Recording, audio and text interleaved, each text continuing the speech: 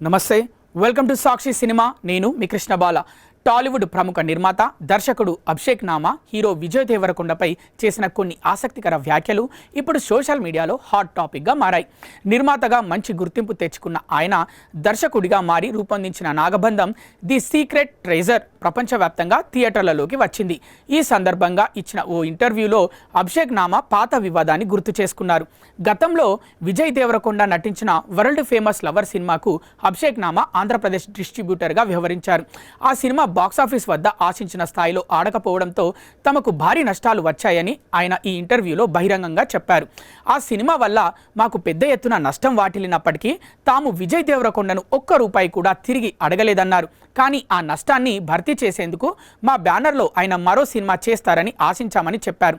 దానికోసం ఏకంగా 3 ఏళ్ల పాటు ఎదురుచూశామని, అయినా సరే ఆయన నుండి ఇప్పటి వరకు ఎలాంటి రెస్పాన్స్ రాలేదు అంటూ వాపోయారు. క్రాంతి మాధవ్ డైరెక్షన్లో క్రియేటివ్ కమర్షియల్స్ బ్యానర్పై కెఎస్ రామారావు నిర్మించిన వరల్డ్ ఫేమస్ లవర్ సినిమాలో రాశీ ఖన్నా, ఐశ్వర్య రాజేష్, కేథరిన్ త్రేసా హీరోయిన్లుగా నటించారు.